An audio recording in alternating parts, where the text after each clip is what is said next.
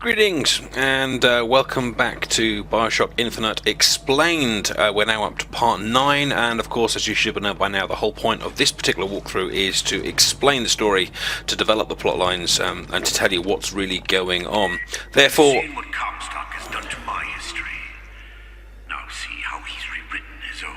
indeed, as we continue to rewrite this one, so there will be spoilers in this one, in this walkthrough from the start. So please play someone else's walkthrough first if you are yet to experience the full awesomeness of the Bioshock Infinite plotline. And as you can see here, we're going down through the Lady Comstock Memorial Seat of the Prophet. Museum. In the room of Our Lady, but for a single week. Now, we have discussed this briefly in some of the previous videos, but of course, Comstock is completely sterile, meaning he can't have kids anymore. Going through the child took ill, and Our Lady prayed for the Prophet's heir day and night. Yes, thank you, Elizabeth. Yes, this is you. Going through the tears repeatedly, or using the tears repeatedly, has caused Comstock to become sterile. The Letices have suggested perhaps this is because the more he does it, the more diluted his genes become, to the point that they are no longer kind of usable.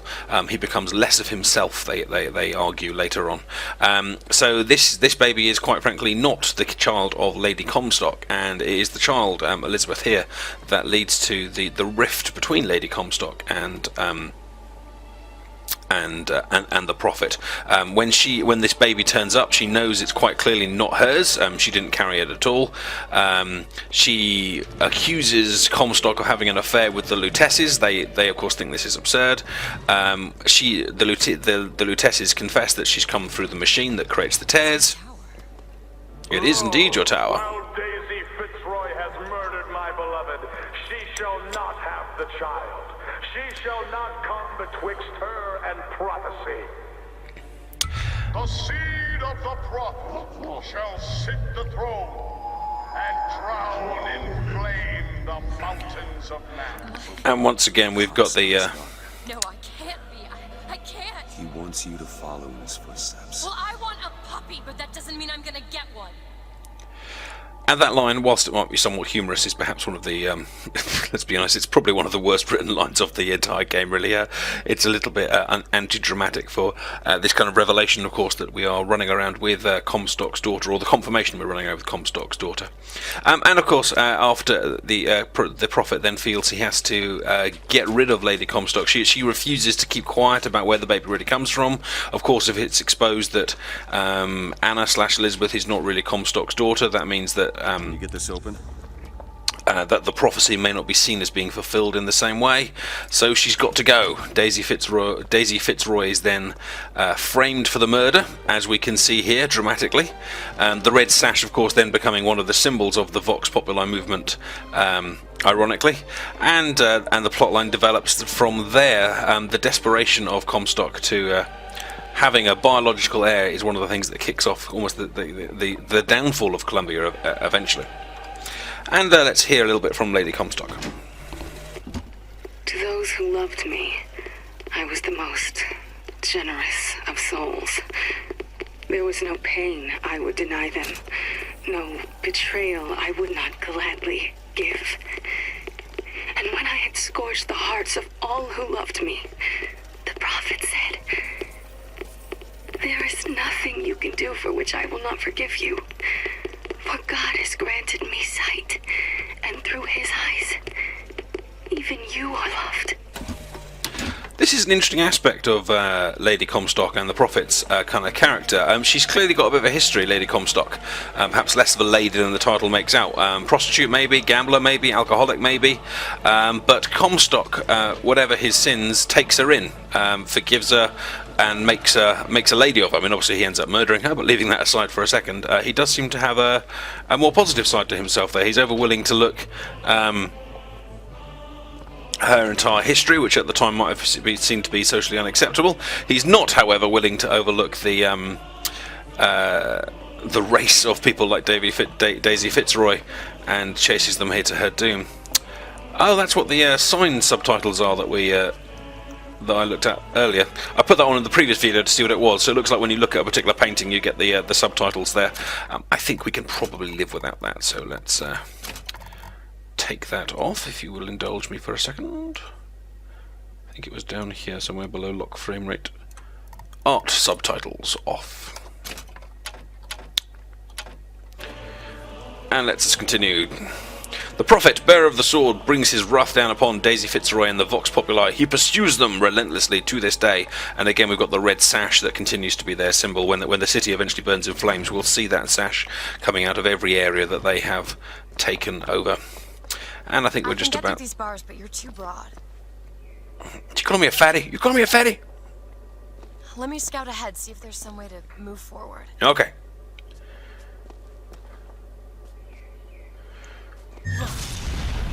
Ow!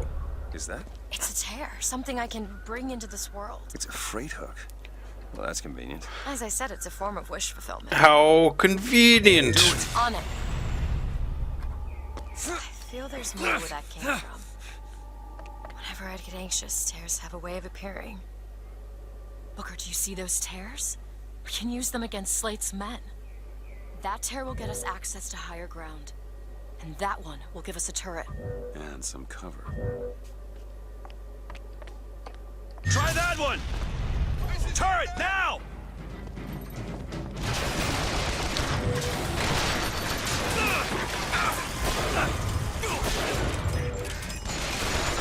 Rockets, be careful!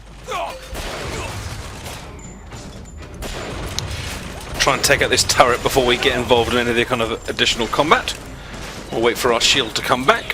Whoa, as the rocket whips over my head there. Handy little sniper rifle here.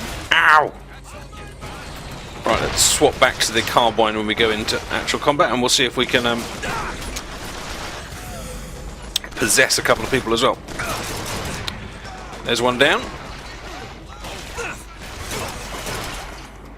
I was finding the other day when looking over the tops of objects, I'm tending to get shot from all sides, but using the side is acting as a far kind of more helpful bit of cover. Only kind of unveiling myself to one or two enemies at a time.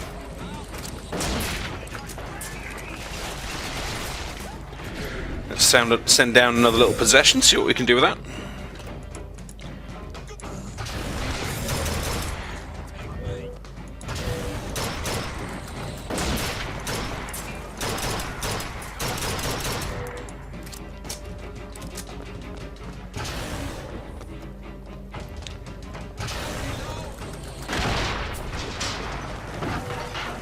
Try and get close to our rocket launcher guy without putting ourselves in danger. And a polite little shotgun will finish the job. Comstock's pen can do some wonderful tricks.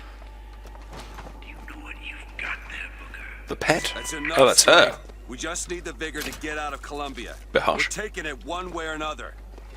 One way, we're gonna get ya.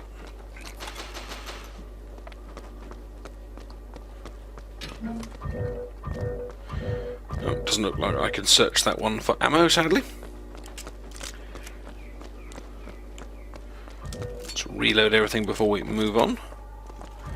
A discount dollar bill, how exciting.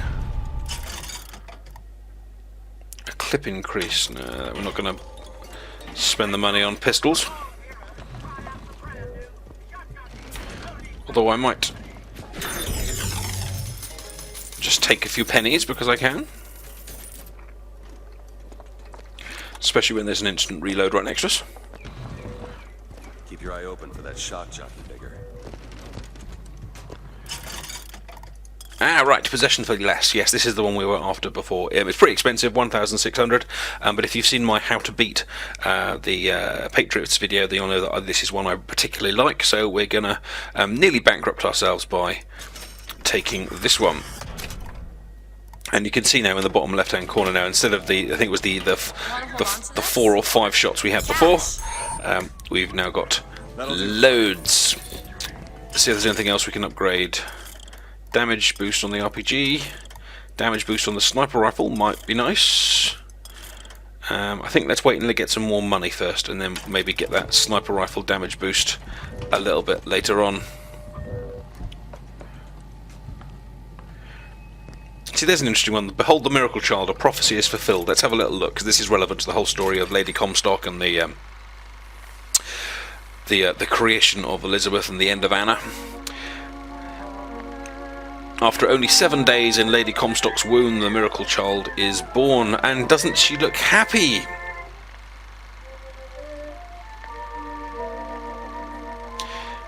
Prophet, of course, is clearly delighted. The future of our great endeavour lies in her little hands. I mean, the Comstock very much knows that the future of his kind of dream lies in the hands of Elizabeth. He's seen the future, and he knows that the only way that he is actually going to... Oh dear! Am I going to die? Oh dear, the door's locked.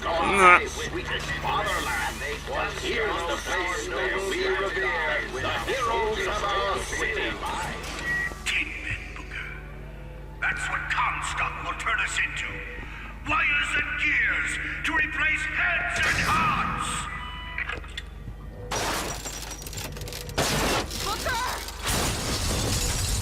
That's truly terrifying.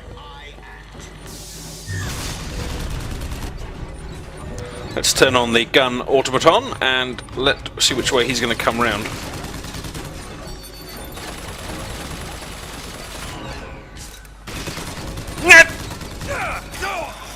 Whoa, he took down my shield in one go.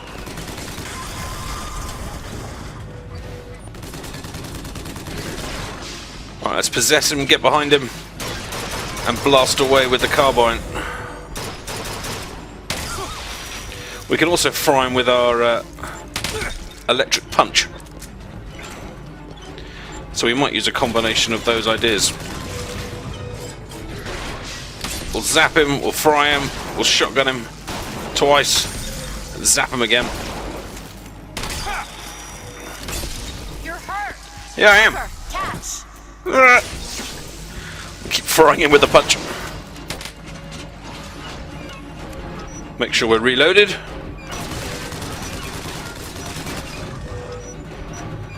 Let's possess him again when we can. And down he goes. Whew. You see, Booker? Maybe you're the man I remember. Maybe not. It doesn't matter.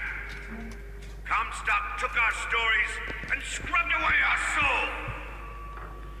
Now, he's coming for me.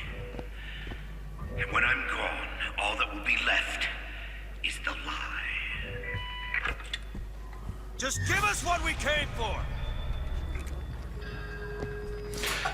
Nice attention to detail here by the game's designers in the, I think this is supposed to be a little kind of gift shop in memoriam to both battles. You can own a little piece of history here as you wish to celebrate Comstock's famous victories. Can't see any, I think there was a door over here I could go through, wasn't there?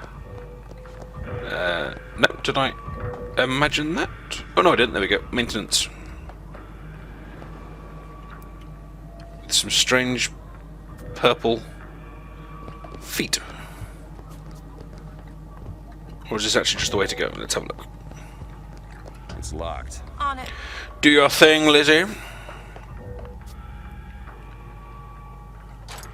There. Hello. Some salts, but no electrics.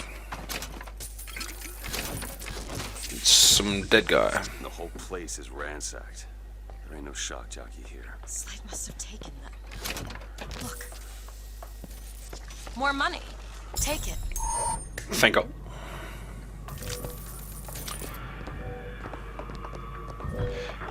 And now we come towards Slate. He's here.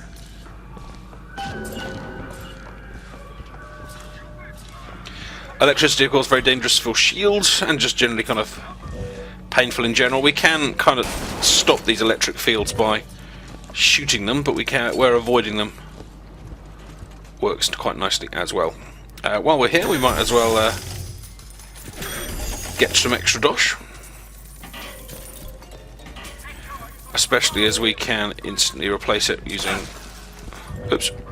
using some of Elizabeth's powers over here.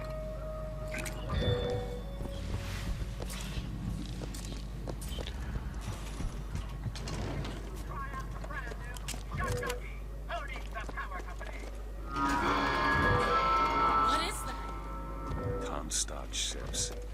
He's coming for Slate. It was Slate who killed for his country at Wounded Knee! It was Slate who stormed the gates at Peking! Slate! Slate! Comstock's coming, Booker. But our lives won't satisfy him, oh no. He won't rest until he's turned us into tin. I won't let him. He took my past, but that's all he's getting from me. Just give us the Vigor. We don't need to do this. Here you go, boys. A soldier's death awaits. Now, whilst you are being greatly entertained by the sight of me getting my butt kicked by a load of soldiers and a patriot, I thought I would just take this opportunity to talk to you about some other bits of trivia from the game, which I haven't discussed yet during this particular playthrough. Now, one was actually from very, very, very early on in the game, where we first meet the Lutices. In fact, the first scene, you know, when you're in that boat. The famous bit of dialogue, which has been picked up on lots of websites, is the bit where the male Lutece says he doesn't row, emphasising in capitals the word doesn't. He doesn't row. Now this is a story behind the fact that they have done this before. They have been in this situation lots and lots of times.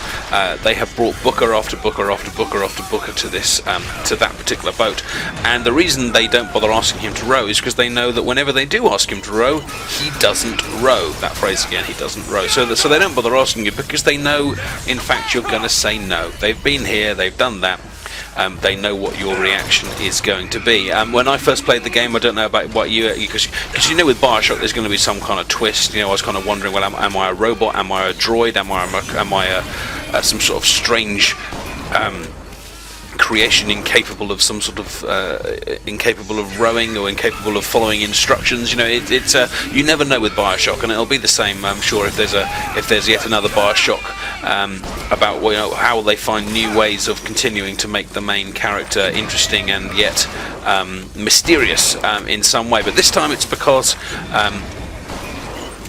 we are one of many, rather than simply being a unique individual. And the second bit of trivia I would like to kind of draw to your attention while I am awaiting the presence of a very, very nasty patriot is the very opening logo. If you remember, there is a picture of or the logo Bioshock, and then it has the American flag underneath it, and the American flag slowly peels away to reveal the phrase infinite underneath it, or infinite depending on your pronunciation. But it doesn't just kind of rip away, it kind of flashes weirdly, and it kind of tears in an unusual way, and some people kind of described it as flickering. Well, what's going on there? Is it just a bit of badly processed video? I don't think that's the case. I think what's happened here is that they have tried to give us a very kind of early bit of foreshadowing for this idea of multi-universes or multiverses. I think what it's supposed to be is and from what other people have suggested on forums, I apologise because these aren't just kind of my ideas. The idea is that this is lots and lots of still photographs of the Bioshock logo from lots of different multiverses, all kind of spliced together in a kind of a stop motion sequence. And then the end effect being that we get some logos which are slightly different colours. We get some logos which are torn more than others. We get some logos which are in a place with bad weather, because these are all the variables, aren't they? Remember, the whole idea behind the multiverses is constants and variables, and in this particular case we can surmise that the variable is the condition of the logo, but the constant is the fact that the logo itself actually exists. Obviously, very, very sadly, there we had my second death in Bioshock 1999 mode. We're going to take the hit with the money. Of course, at any point when you do play Bioshock Infinite 1999 mode, you can choose to reload the checkpoint, and if you reload the checkpoint you'll get the money back, but you will have to fight your way through again where perhaps you didn't before. My method that I'm using with these Patriots is a combination of the possession Vigor, the electrocution melee, and then just kind of firing into that red key again and again and again. Now, the slight catch-22 is that when you possess it, obviously doesn't attack you, but when you possess it, it takes less damage than it would at normal times. But I'm actually finding the shotgun here is not nearly as effective as the carbine, or perhaps even the machine gun or another fast-firing weapon. So whilst I actually try most of this with the shotgun, it's only when I actually change in a minute to the carbine that I really start to do significant damage a lot faster. So, but anyway, either way, when you do get a minute, try and find a little video online, or maybe I'll put up one of myself, of that Bioshock logo. It's interesting noticing there, because the Bioshock logo is the first thing, the very, very first thing that the player sees when they do that new game. And even at that very, very early point, the game's designers are giving you clues that there are multi-universes in here, multi-constants and variables from the very first moment.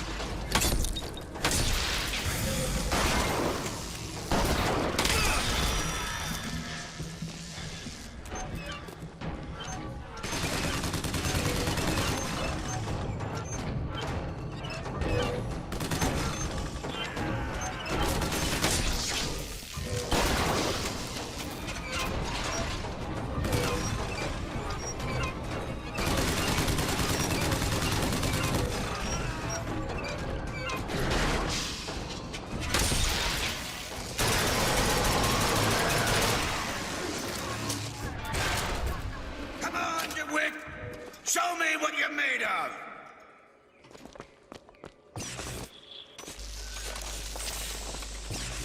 Right, this is supposed to be Bioshock explained, but I think today was a little bit more of a Bioshock kicking my ass.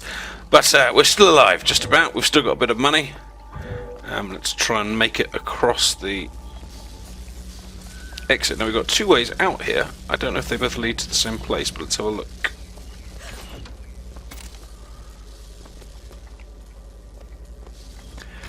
Now, one of the characters we heard from earlier, I don't know who this is. This is Slate again. Was that Colonel Malone, the female one? I think her name was Malone. She actually ends up. We don't meet her as far as I can tell.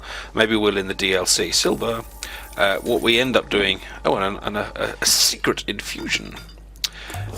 We never actually meet her, and she ends up joining the Vox Populi. We hear some later logs from her where she regrets not being here at this battle, and so she talks about going over to Finks and maybe finding someone over there that can give her kind of some meaning. And of course, the only person really over there is Daisy Fitzroy. So the implication there is that some of the soldiers that survive this fight will go on to take on that kind of a role. Bow and arrow. They missed out that possibility of a weapon in the game.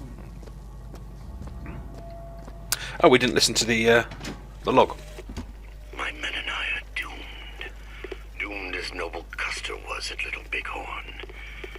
But we shall not yield to Comstock and his tin soldiers. But my scout has seen him. Booker DeWitt is coming here to the hall. DeWitt. We called him the White Engine of Wounded Knee for all the grisly trophies he claimed. A man such as he might just grant us the peace we seek. And again, that great irony that we talked about last time, the fact that he does respect Booker. He thinks that the actions that Booker did at Wounded Knee were amazing. And of course, that was Comstock. But poor Slate just doesn't really realise it, and that's what leads to the kind of the upset and the issues they have here. Thank you for the ammo, Lizzie. Right, let's just possess a little gentleman over there.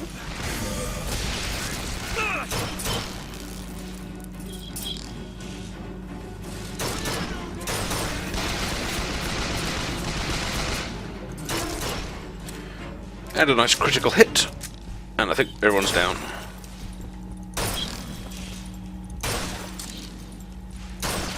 Stop it! There we go.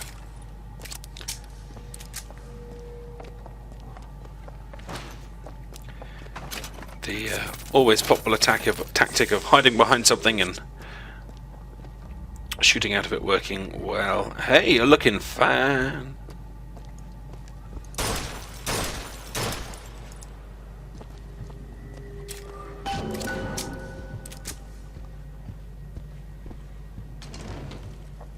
And the big dilemma. What to do Cornelius Slate.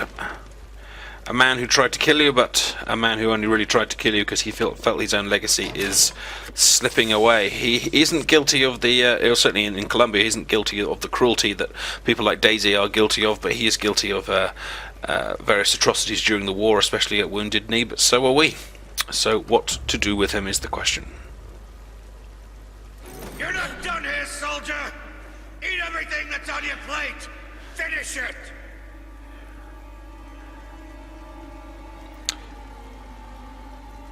What would you do? Well, I'm going to give him what he wants. Firstly, because They haven't changed you, Booker. Not one bit.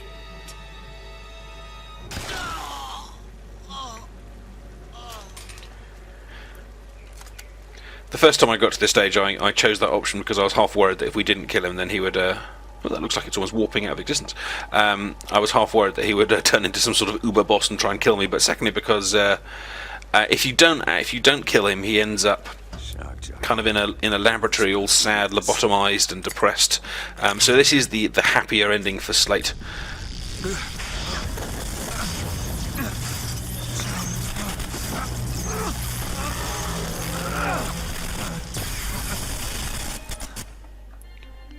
Plus, of course, now we are all kinds of awesome with a bit of electricity, which I believe is one of the first ones that you get in the original Bioshock games. And we're getting it here approximately a third of the way into the game. Comstock's men would have taken him. Yes, they would have done. There's quite a few characters that go through a changing process in this game, as well as us, of course, and Elizabeth, who goes through all this kind of realization of who she is and what her role must be or can be. We have the other characters like the female sergeant I was talking about before, and we also have the assassin who is sent to kill Daisy but ends up joining her. Who is another kind of figure that doesn't play a huge role in this game, although we hear some of the Vox phones, and perhaps he will turn up again in the DLC along with others as well. Pointing that.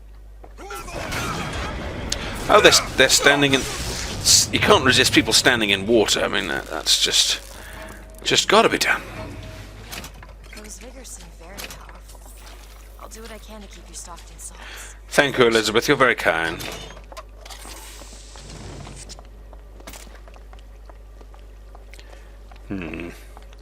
This feels a little bit like an arena, doesn't it?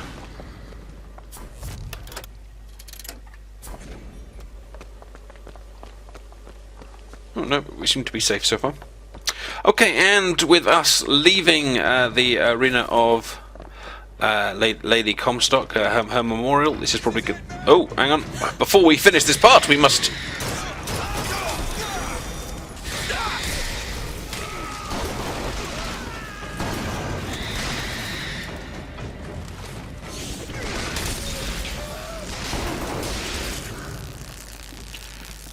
Apologies, and with the suicide of our little buddy there, we have now finished the memorial to Lady Comstock. And here we are at the kind of famous exit to the Hall of Heroes, or the Hall of Whores. Now, as you'll have seen probably from my video talking about this glitch and many other videos on YouTube, there is a glitch here where you can actually get hold of all of the gear. And you can even use it to get hold of infinite money and things like that as well. But what I'm interested in doing is getting hold of all of the gear so I can show you guys some kind of interesting builds and talk about different tactics that we can use in Bioshock Infinite. So what I'm going to do is we're going to end today's video here. Thank you very much for watching. Please like the video and do subscribe if you enjoyed it. And then I'm going to go ahead and do this section many times to get all of the gear. And then when we come back in part 10, we'll talk about some of the different ways you can combine the gear to good effect in Bioshock. So thank you very much for watching. Please like and subscribe if you haven't already, and I will see you soon. Take care. Bye bye.